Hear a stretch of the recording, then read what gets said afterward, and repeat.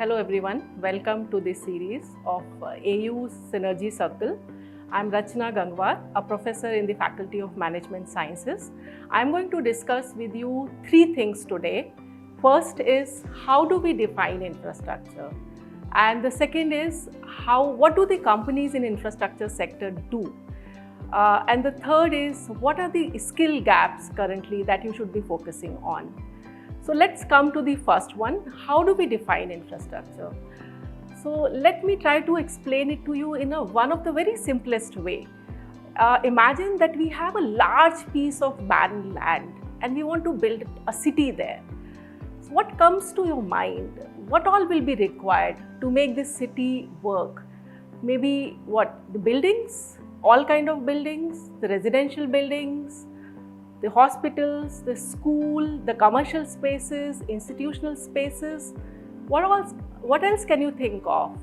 Maybe the electricity, the water supply, the sewage network, the road infrastructure, and maybe the solid waste management system, and so on. When the city grows, for example, then you would also need some public transport, maybe a bus service. And then even when it grows even further, you would also need a metro system. So another thing is the infrastructure are not merely physical assets. For example, these are not just the roads or the network of a water supply system or the electricity system. Think of the water supply network, but if you get only the water maybe a few hours a day, and think of electricity network, you have the electricity network, but you get it only for again few hours a day, and that too it is with lot of fluctuation. And if you have a bus service, but again then the frequency of that bus is not good, and the quality of the bus also is not good, you are not happy with that. So it needs to be understood that the infrastructures are not merely physical assets anymore. Increasingly, the services that they are providing and the quality of services which is being provided by this infrastructure is getting more and more important. Okay, so that is one thing. Now let's come to the second thing. What do the companies who are working in the infrastructure space do? So I think the easiest way would be to compare with the companies who are in the consumer goods. Let's say we all use mobile phones, we all buy clothes, shoes and other things. So, but the infrastructure companies also do sell products or services. But what these products would be? While it is easy for these other companies who are into consumer goods to sell their products, and there are so many competitors, and we have so many companies to choose from. For example, when we are buying a mobile, we'll have to make a choice, which company's mobile phone, what model, what specifications and all that. Let's compare it with the infrastructure company, maybe who is producing power. So electricity, what that company would be selling. So is that company selling the electricity network or the power supply or the meter or the maybe the power plant? So so we have to understand what their product is, or all of it. So in that case, and how would they sell it? To whom they will sell it? When we get electricity at home, do we get it directly from the companies? Do we choose from that, okay, we want to buy electricity from this company or that company? Or we just don't have a choice, and whatever the electricity company is supplying at whatever price they're supplying, we have to get it. Okay, so there is a difference between the products and services that the other company is selling and the companies which are in infrastructure, they are selling. Let me give you another example. A metro service, the metro company who is running the metro services. So what would be the product or the service they will be selling? So you can imagine that to be able to use a metro service, you would like to have probably a good quality of metro coaches. You would like to have the good frequency. You would like to have also the convenience to pay for that service and a lot of other attributes. And we can discuss many more examples. But the product these companies are selling is very different than the other companies which are into consumer goods. And that is why the kind of skill sets are also required to understand this sector is also different. And these infrastructure companies, because the projects are very, very capital intensive, they work very closely with the government. So let's come to our third point now. So what these companies look for, what kind of job roles are provided, and what kind of skill sets for the professionals who are trying to build a career in the infrastructure space should be having. So let me begin by saying that these companies also have the similar kind of a structure that the other companies are. These companies also do have an HR department, because they have to recruit people, and then they have to get into the capacity building and all those things. And then they have a finance department where how to raise funds, and they have the accounts department, and then they have a legal department, because infrastructure sectors do require a good knowledge of the policies and the legal frameworks. And then we have the IT department, because nowadays the infrastructure has become a lot of, there's a lot of involvement of the technology, and the technology is playing a very important role in increasing and enhancing the services of infrastructure.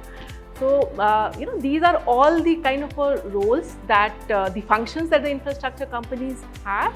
And so the kind of skill sets and the kind of job roles that you would be having would be similar to in the other companies. The only thing is you would be requiring to know the core concepts of management, plus you would have to have an in-depth knowledge of the sector that you would like to get specialized into, if it is a transport sector, or if it is an energy sector, because one sector is different, very different than the other sector. The kind of requirements from one sector are, the kind of products and services they will be selling will be very, very different than the other sector. So that knowledge is very much required.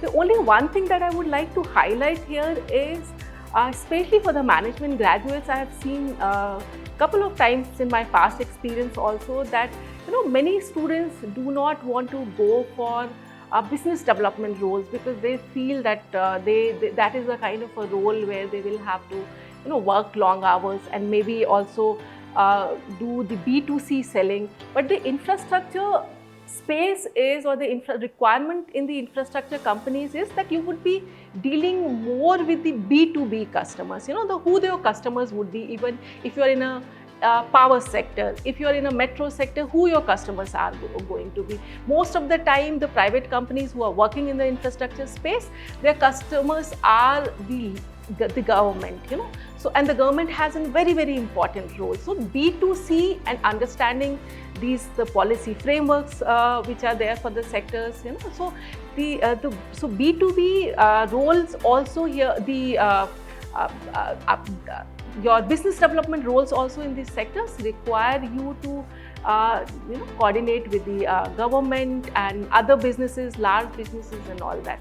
So that is one thing. And there are large projects, about some of the key projects that are running currently in the country. Maybe you have heard of the dedicated freight corridors. Most of you would be knowing the first bullet train project that we have from Ahmedabad to Mumbai. And then we have so many solar parks coming up, integrated solar park. And then we have smart cities. We have, Pradhan Mantri Awas Yojana, and so many different kind of projects are there, which are long term, very capital intensive, very different challenges. So coming to skills, what I feel is the skill sets would be, you understand the policies well. So the policy analysis is one important skill. The other is, how well do you understand these projects, and the project managers. We require so many project managers. So project management and planning skills is one key skill set which is important.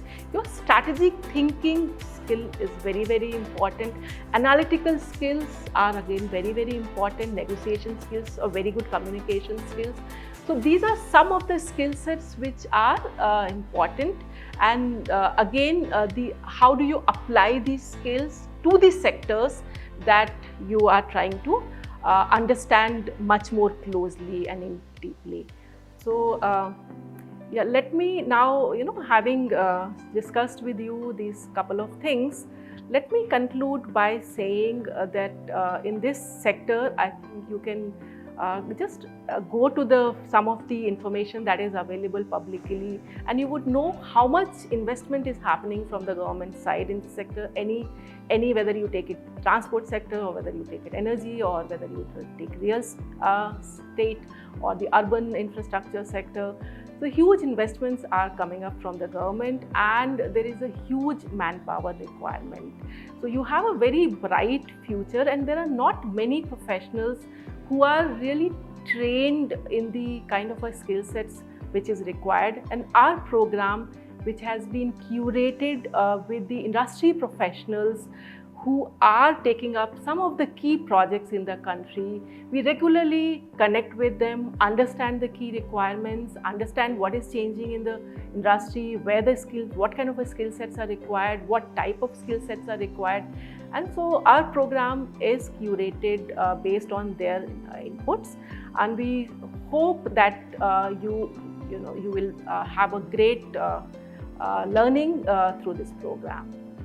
Thank you very much.